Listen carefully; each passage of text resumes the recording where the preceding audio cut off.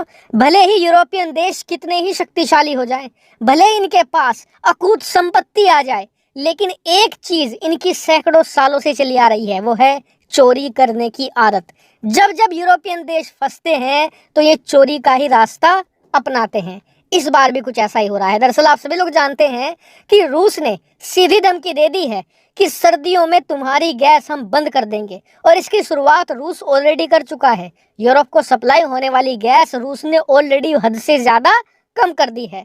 ऐसे में यूरोपियन देशों ने रास्ता चुना अरब देशों का, और सारे यूरोपियन देश इकट्ठा होकर पहुंचे एक खास अरब देश के पास जिसका नाम है कतर।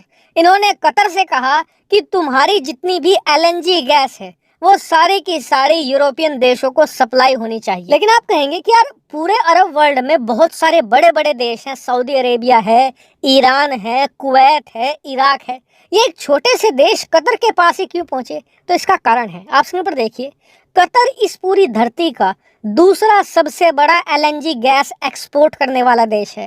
कतर के पास तेल ज्यादा नहीं है, कच्चा तेल ये कम एक्सपोर्ट करते हैं, लेकिन इनके पास एलएनजी गैस के अकूत भंडार मौजूद हैं, बहुत बड़े बड़े डिपॉजिट मौजूद है, और इसी वजह से कतर दुनिया में दूसरे नंबर पर आता है सबसे ज्यादा एलएनजी एक्सपोर्ट करने के मामले में। हालांकि नंबर 1 पर अमेरिका है। यूरोपियन देश अमेरिका के पास भी जा सकते थे, लेकिन मुसीबत ये है कि अमेरिका जितनी ज्यादा एलएनजी गैस निकालता है उसे ज्यादातर वो खुद ही इस्तेमाल करता है और बहुत छोटी मात्रा में उसे यूरोप भेजता है। तो खैर, जब यूरोपियन देश कतर के पास पहुंचे कि हमारी मदद करो, हमें गैस दो, तो कतर ने कहा कि जी देखिए, हम अभी आपको गैस सप्लाई नहीं कर सकते। इसका कारण ये है कि हमारे पास इस समय ऑर्डर हैं बहुत सारे अलग अलग देशों के, जैसे कि भारत हो गया, बांग्लादेश हो गया, कुछ अफ्रीकी देश हो गए, कुछ साउथ ईस्ट एशियन कंट्री हो गए। हमें वहां पर ऑलरेडी गैस सप्लाई करने के ऑर्डर मिल रखे हैं, हमने एडवांस में पैसा भी ले रखा है, इसलिए आप लोग सर्दियों के बाद आना। अब यूरोपियन देशों ने कहा कि यार सर्दियों में तो हमें सबसे ज्यादा गैस की जरूरत पड़ती है,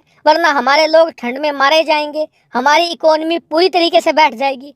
तो यूरोपियन देशों ने तरकीब निकाली चोरी करने की। इन्होंने कहा कि जो तुम्हारे गैस के शिपमेंट बांग्लादेश या अफ्रीकी देशों को जाने वाले हैं ना, वो शिपमेंट तुम हमारे देशों में भेज देना, हम तुम्हें 2-4 पैसे एक्स्ट्रा दे देंगे। यानी कि एक तरीके से रिश्वत देकर ये बांग्लादेश और अफ्रीकी देशों की जो गैस है उसे छीनना चाहते थे, उसे चुरा कर अपने आप इस्तेमाल करना चाहते थे। भले ही इससे बांग्लादेश की या अफ्रीकी देशों की अर्थव्यवस्था तबाह हो जाए, भले ही वहां पर लोगों को खाना पकाने के लिए गैस मिले या ना मिले, यूरोपियन लोगों को दिक्कत नहीं आनी चाहिए। और इन्होंने खूब लालच दिया कतर को, और अच्छी बात यह रही कि कतर इस लालच में अब नहीं पड़ा है। दरअसल आज ही कतर ने साफ साफ मना कर दिया है यूरोपियन देशों को कि हम किसी भी कीमत पर अपना वादा और अपने ऑर्डर कैंसिल नहीं करेंगे, हम गरीब देशों का पेट काट कर आपको नहीं देंगे। आप गैस का इंतजाम रूस से करो, अमेरिका से करो, कहीं और से करो, हमारी प्रॉब्लम नहीं है। और अगर आपको हमसे गैस चाहिए तो हमारी शर्त साफ है,